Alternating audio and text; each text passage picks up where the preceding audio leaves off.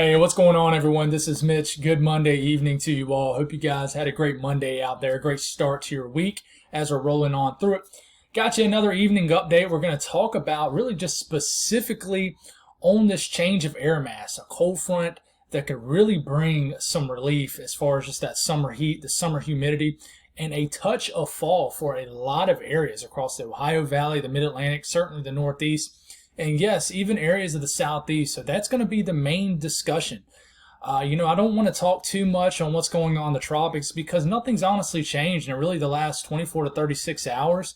So I don't want to come on here and keep talking about the same thing. It's kind of recycled information or hype anything up because really there's nothing to worry about out there. Nothing's really changed. We have Invest 97L now, and no significant development in models has really showing us anything different. I can tell you that. So that's all we're going to talk about. It's good news, honestly.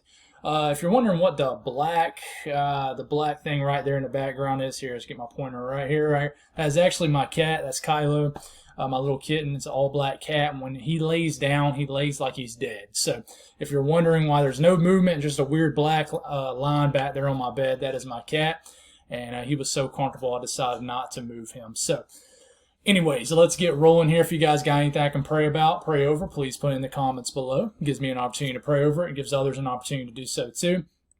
And if you guys have not subscribed, certainly consider doing that. Like the video if you like it. Hit me up on Facebook, Twitter. Great way to follow along. But let's get rolling here. I don't want to yak my mouth too much. I want to get on with this video. It's going to be pretty much a cut and dry video. We're going to talk about all the good news, but I want to talk about the upper air pattern and really what's driving this. So let's back it up a little bit. So this is about midweek. We're getting into Wednesday afternoon. Just typical ridging, typical flow aloft, nothing fancy to talk about. What we watch here is for a diving upper trough that moves through over southeast Canada into the northeast. This isn't a wholesale eastern U.S. clearing cold front, what we love to see, what we typically see more so as we get later in the year into September and October when we look for those wholesale changes of air mass across the entire eastern seaboard and parts of the eastern U.S. This is actually just going to be digging across the northeast, but it's going to dig far enough southwest and south in general that it's going to switch winds out the north and then northeast and then east as this trough digs more out into the North Atlantic, and we're going to funnel in some dry air from the north and then cooler temperatures as we start to really get into our Friday, and this will affect the weather all throughout the weekend, and this will continue to slide off and then get out into the North Atlantic, but it will still be pumping in some nice dry air from the northeast, as late as Saturday all the way into Sunday. I think there will be some lingering dry air into Sunday. So that's what's driving this. A fleeting air mass, if you will, a fleeting cold front that will be diving into the northeast, but it's powerful enough, it's digging enough to where it's going to affect even areas all the way into maybe Georgia, the Carolinas, heck, even into Tennessee, northern Alabama potentially. For you folks in Florida, you're not going to get a cold front in August. You guys know that. But the further north you get, the more higher chance you get of feeling a difference. So we'll talk about the Climate Prediction Center. 6 to 10 day outlook. This starts the 14th through the 18th. So this is actually getting outside of the range of this. So, and we're not only talking about this weekend, guys, but getting into next week, below average temperatures look to dominate the eastern U.S. But I'm telling you, the actual, how can I say this, the actual fall feel that we're looking for will actually be this weekend. Next week, what I'm thinking is the below average temperatures are going to be dominated by more so just a rainy pattern that's going to keep daytime temperatures low. And I think that's what's going to be dominating really the 8 to 14 day outlook. But 6 to 10 day outlook, below average temperatures are possible and looking more and more likely across the southeast, Ohio Valley, and portions of the Mid-Atlantic. 8 to 14 day outlook, still below average temperatures. But look, good news from the middle of the country, even a little good news for the south central U.S. It looks like you're starting to sneak closer to average temperatures, but below average temperatures. Centered across the Ohio Valley, Kentucky. It's good news for areas trying to recover around eastern Kentucky. It looks like we aren't quite breaking the back of summer. I would never say that in August, but it's certainly going to be a relief. So, it's hard for me to say that in mid-August, but you never know. We might be done with our hottest temperatures across the eastern U.S., but, we can certainly get hot weather throughout the rest of August, even in September. And we had a crazy heat wave in 2019 here in South Carolina where we got to the hundreds in early October, so it happens. But these are dew points, and we're going to look at temperatures here in a second, so stick with me. Moving forward here in time, as we're getting into Thursday night, you're seeing this starting to come out the Great Lakes region, start to sneak into the Ohio Valley. So by the time you folks wake up Friday morning, it's going to be an awesome start to the weekend. I mean, I think this is perfect timing. Waking up Friday morning, this is around Friday morning, dew points are dominating the Ohio Valley into the 40s, the Mid-Atlantic, the Northeast, dew points into the 40s and 50s. When you get dew points that low, when you get dew points basically below, I would say 60 degrees, you can almost say, especially 55 degrees, you can almost, that's when you walk outside and you say, okay, well, I don't really feel any humidity out here. That's when it can be 90 degrees. If you got a dew point of 50, it's not going to feel that bad in the shade, as opposed to if it's 90 degrees and you got a dew point of 70, it's going to feel absolutely horrible and tropical. So you still look down here in the deep south, the southeast, you got dew points in the 60s and 70s. But as we get deeper into the day, into Friday afternoon, watch this, and I'll back this up a little bit. We're still into Friday morning. Look as this changing air mass is starting to sneak into the Carolinas, Kentucky. Eventually we'll get into Tennessee. Hey, you know, for example, maybe in North Carolina, South Carolina, even areas in North Georgia, you might wake up this Friday morning and it'll be humid. But by the time you settle down for the evening Friday night, it will be a very comfortable evening just because the humidity is going to drop. Now, there's still a question on how far this air mass changes. So is it going to make it all the way down to South Georgia, maybe just middle Georgia? Is it going to clear the entire state of South Carolina? We stopped this. This is around Friday mid-afternoon. Dew points into the 50s, which is that nice air mass, all the way down. And you can even feel a difference all the way down to central Alabama, all the way down to central Georgia. And then it clears the entire, basically all the Carolinas. And then the further north you get, the more entrenched you get into this awesome air mass that this upper trough is bringing. And this continues. You get into Saturday morning, dew points are still nice. You're going to see these weird bubbles right here where there's higher humidity right in here. And then there's kind of areas of more drier air. I wouldn't focus too much on that. In general, just know that there is going to be pushes of dry air that's going to funnel all the way down to Georgia. And this is just a beautiful air mass we're getting. And this is all throughout the day Saturday, dew points well into the 50s. I think there will be dew points into the 50s all the way down, clearing almost the state of South Carolina. Normally these situations overperform as far as how far they reach. But look at these dew points into the 50s all the way into Alabama. I know I'm saying dew points, but a big misconception, a big common error is people love to look at the percent of humidity it is outside to judge how actual humid it is. They want to say, okay, well, there's a 95% humidity level outside. But don't look at that. On your Weather Channel app, you got dew points. They say dew points also. Even on your just basic, crappy iPhone apps, I think they show dew points. I don't look at them, so I'm not 100% sure. That is the thing you really look at to gauge humidity. Don't look at these humidity percentages. Yeah, I actually have a video I made like 2 years ago describing why it's deep in all my videos if y'all want to check it out. But anyways, we look at dew points, but beautiful air mass over the entire, I would say, the central to eastern areas of the Ohio Valley, the mid-Atlantic, the Northeast, everybody. Just a beautiful air mass, dry air dominating the region. So your next question is, how long does this last? Well, I think it lasts throughout the entire weekend, but I think as we're getting to Sunday evening, we're getting into especially Monday, I think you start to get a return flow out the south, and then I think the further south you go, especially into areas deep in the southeast, you start to get the humidity that builds back. So what does this mean as far as temperatures? And I hate that I'm 9 minutes into the video and just talking about this, but it's important to know what's causing this air mass and what's driving it. And it's really just the dry air.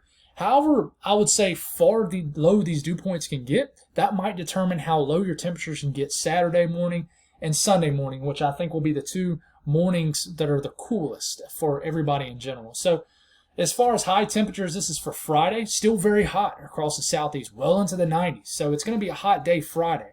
But the Ohio Valley and even areas in Kentucky and even Tennessee points north, West Virginia, points north into the Great Lakes region, highs only into the 70s. And this is no rain either. This isn't rain-cooled air that's driving these low-high temperatures, if you will. This is just a beautiful air mass being created by this cold front, this upper trough. So only highs into the 70s, maybe some low 80s, but still very comfortable. Not a humid 70 degrees like when you wake up in the south in the summer. Definitely not like that. But as we're getting into Friday evening, look at these temperatures cooling off fast. I mean, by the time you're around dinner time, it might be all the way into the 50s for the mountains, 50s for the Ohio in general, Michigan, all the way into the 50s before it even gets to midnight. And then we're getting into low temperatures of Saturday morning, and keeping on going throughout the night. And then this is potential low temperatures for Saturday morning, this coming Saturday morning, August the 13th. Look at these temperatures. Now, it's a big boundary. Remember, the upper trough is only digging into this region right here. It's not digging way over here. It's not digging far south down here. It's only digging into this region and then scooting on off and then digging like that, kind of. So, Missouri, areas of Illinois, Arkansas, unfortunately, you guys are not going to really feel a substantial difference with this at all. But hopefully the positioning of this changes where maybe more of y'all can be affected by that. And I'll keep y'all guys updated with that.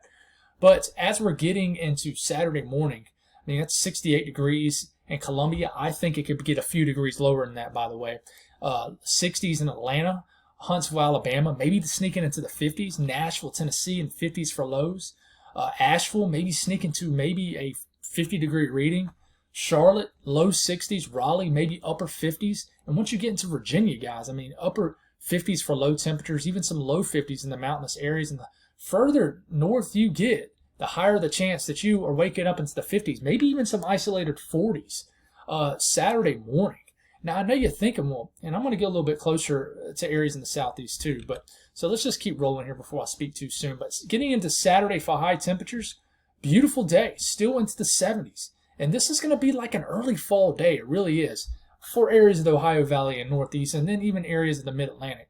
The Southeast, still very warm. So you still got temperatures getting into the 80s and 90s, but it's going to feel much better. It'll be a 90-degree day, for example, in Columbia, but it will be no humidity, right? So it's not going to feel that bad. It really isn't. And then we're getting into Sunday morning, and, low temperatures between potentially Sunday morning could get even chillier, I think, for certain areas, especially the further east you are. The way this positioning of this upper trough is pivoting more east, that means areas further east will get cooler temperatures. So I think maybe the Carolinas could have maybe even a cooler morning. Sunday morning, you're getting ready for church in the southeast, anywhere across the eastern U.S., a very nice morning. I really do think so.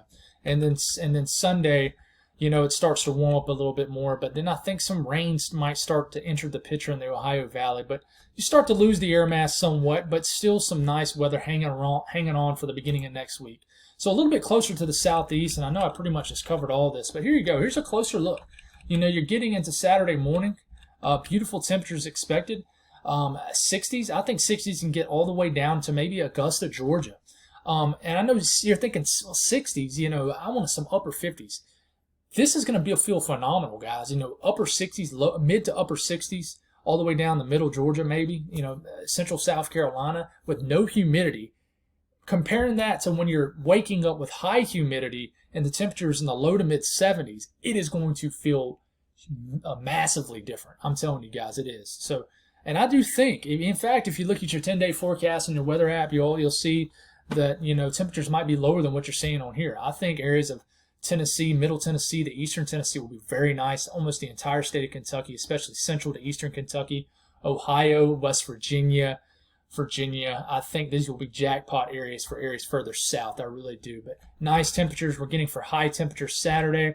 Warm still, but still nice. But then we get into, Sunday morning, 60s all the way down, almost all the way down to southern sections of South Carolina, Georgia, a low humidity. It'll be nice. It really will. Can some 60 lows in the 60s sneak all the way to the Panhandle, Florida? Maybe. We'll see how that goes. But a little bit closer to Carolinas. I know I just keep zooming in closer and closer. You can tell I'm excited about this, guys. But Saturday morning, beautiful air mass. Like I said, you're seeing 70s for lows down here, but I think there's a chance you can get 60s even Saturday morning all the way into these regions of Georgia and South Carolina.